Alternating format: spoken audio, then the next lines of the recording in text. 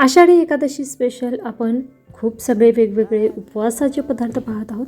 साबुदाणा वड्याची recipe पाहिलेली आहे, ती जर पाहिली नसेल तर या व्हिडिओची एंड स्क्रीनला देणार आहे. आणि आज आपण ही उपवासाची भाजी पोळी बनवलेली आहे. साध्या सोप्या पद्धतीने परंतु चवीला अतिशय छान अशी लागते. सो हाय, मी कविता. मी तुमच्यासाठी घेऊन येत असते दररोज दुपारी 12 वाजता अशाच नवनवीन रेसिपीज. त्यामुळे नवनवीन रेसिपी शिकण्यासाठी कविताच किचनला सबस्क्राईब करून ठेवा. आषाढी एकादशी स्पेशल आज आपण ही रात्रीच्या जेवणासाठीची किंवा दुपारच्या जेवणाची भाजीपोळी बनवलेली आहे.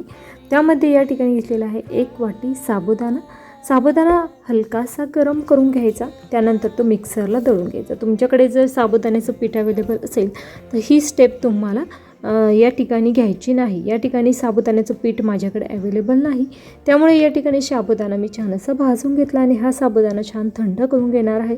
त्यानंतर मिक्सरला दळून हा साबुदाणा वाटून घेणार आहे, पीठ करून घेणार आहे. आता साबुदाण्याचं पीठ तयार झालं आहे. लगेचच आपण ते चाळणीने चाळून घेणार आहोत आणि चाळणीमध्ये वरती जो भाग शिल्लक राहील तो पुन्हा एकदा मिक्सरच्या भांड्यात टाकून दळून घ्यायचं. हे पहा, अगदी छान परफेक्ट असं बारीक छिद्र असलेली चाळणी आहे आणि व्यवस्थित असं हे साबुदाण्याचं पीठ तयार झालं. आता या ठिकाणी मी जे उपवासाची ही चपाती बनवत आहे ही अगदी गरमागरम सर्व करणार आहे. त्यामुळे मी एकच उकडलेला बटाटा वापरत आहे. परंतु तुम्ही जर ही चपाती तुम्हाला जास्त वेळासाठी मऊसूर ठेवायची असेल तर 1 बटाट्याऐवजी 2 बटाट्यांचा वापर केला तरीही चालणार आहे. ही चपाती खूप वेळासाठी मऊसूर ठेवण्यासाठी बटाट्याचा वापर थोडासा जास्त करू शकता, परंतु गरमागरम मी सर्व करत आहे. त्यानंतर चवीनुसार मीठ टाकलेलं आहे आणि छान बटाट्यामध्येच अगोदर ही कणिक छान अशी भिजवून घेणार. आता तुम्ही जर 1 बटाट्याऐवजी 2 बटाट्याचा वापर केला तर तुम्हाला वरून पाण्याचा वगैरे वापर करण्याची देखील गरज पडणार नाही. अगदी वाटल्यास थोडंसं पाणी तुम्ही पीठ भिजवण्यासाठी, कणिक भिजवण्यासाठी वापरू शकता. आता या ठिकाणी मी एकच बटाट्याचा वापर केलेला आहे, त्यामुळे आवश्यकतेनुसार यामध्ये पाण्याचा वापर करणार आहे.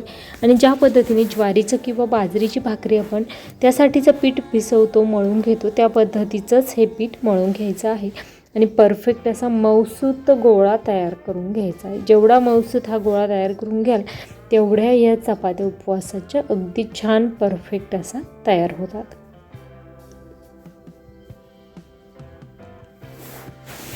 कणिक छान अशी भिजवून झालेली आहे. लगेचच आपण ती बाउलमध्ये काढून झाकून ठेवणार आहोत. तोपर्यंत आपण बटाट्याची भाजी बनवूया. भाजी अगदी साधी सोप्या पद्धतीची आहे, परंतु चवीला अतिशय अमेझिंग लागते. शेंगदाणे छान कुरकुरीत भाजून घेतलेले आहेत. त्यानंतर कढईमध्ये टाकायचं साजूक तूप. त्यामध्ये टाकूया 1 चमचा लाल मिर्च पावडर. त्यानंतर या ठिकाणी बटाट्याचं वरील साल काढून तो छान कट करून पाण्यामध्ये ठेवलेला होता. स्वच्छ धुतलेला बटाटा आपण यामध्ये टाकलेला आहे. या ठिकाणी तुम्हाला यामध्येच कुरकुरीत तळलेले शेंगदाणे टाकायचे असतील, काजू टाकायचे असतील तरी देखील करू शकता. परंतु अगदी साध्या सोप्या पद्धतीची परंतु चवीला अगदी नेक्स्ट लेवलची ही भाजी तयार होते. त्यामुळे सिंपल पद्धतीने मी बनवत आहे. या ठिकाणी अगदी थोडंसं मीठ टाकलेलं आहे बटाटा शिजवण्यासाठी. अगदी 2 ते 3 मिनटासाठी मी हा बटाटा असाच मिठामध्ये सोडून दिलेला होता. त्यानंतर त्यामध्ये टाकूया पाणी. खूप जास्त नाही, थोडीशी दाटसर कन्सिस्टन्सीमध्ये ही भाजी बनवत आहे, त्यामुळे अगदी थोड्या पाण्याचा वापर केलेला आहे. शेंगदाणे जी भाजलेले होते त्याचा कूट करून घेतलेला आहे आणि तो सगळा कूट यामध्ये टाकायचा. अगदी थोडंसं मीठ टाकायचं आणि मंद आचेवर झाकण ठेवून छान ही भाजी शिजवून घ्यायची. भाजी छान अशी शिजत आहे तोपर्यंत आपण चपाती करून घेणार आहोत. अगदी 10 मिनटं झालेली आहे. कणिक छान अशी भिजलेली आहे. लगेचच आपल्याला ही चपाती लाटून घ्यायची. हलकीशी मऊ करून घेतलेली आहे. आता या ठिकाणी मी जी भिजवलेली कणिक होती ती खूप घट्टसर अशी भिजवलेली आहे, त्यामुळे ती लाटताना कोरड्या पिठाचा वगैरे वापर करण्याची मला गरज पडत नाही. परंतु तुम्ही जर 1 बटाट्याऐवजी 2 बटाटे वापरले तर थोडीशी कणिक सैल होईल. तर त्यावेळी तुम्ही साबुदाण्याचं कोरडं पीठ चपाती लाटून घेताना वापरू शकता.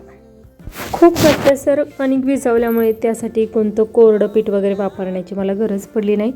तव्यावर छान साजूक तूप लावून घेतलेलं आहे आणि त्यावर आपण ही चपाती भाजून घेणार आहोत. अगदी उपवासाची साधी सोपी पद्धत आहे आणि दमदमीचं हे जेवण आहे. त्याचबरोबर अगदी तुम्ही यासाठी साबुदाण्याचं पीठ आदल्या दिवशी तयार करून ठेवलं तरीही चालणार आहे. खूप छान परफेक्ट अशी आपण मध्यम आचेवर भाजून घेत आहोत. रेसिपी आवडल्यास लाईक करा, जास्तीत जास्त शेअर करा आणि चॅनलवर नवीन असाल तर सबस्क्राईब करायला विसरू नका. पूर्ण वर्षभर एकही दिवस सुट्टी न घेता दररोज दुपारी 12 वाजता आपण नवनवीन रेसिपीज पाहत असतो.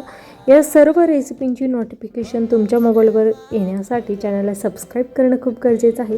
छान आपली भाजी पोळी बनवून तयार झाली आहे. त्यासोबत आपण थोडासा या ठिकाणी हलका फुलका आहार म्हणाल तर थोडंसं सलाड ठेवलेलं आहे आणि लिंबू ठेवलेलं आहे. खूप छान परफेक्ट अशी साधी सोपी आपली उपवासाची थाळी तयार झाली आहे. उपवास म्हटलं की खूप जास्त चमचमीत पदार्थ बनवण्यापेक्षा साधा सोपा बेत केलेला आहे. वेळात वेळ काढून रेसिपी पाहिल्याबद्दल धन्यवाद.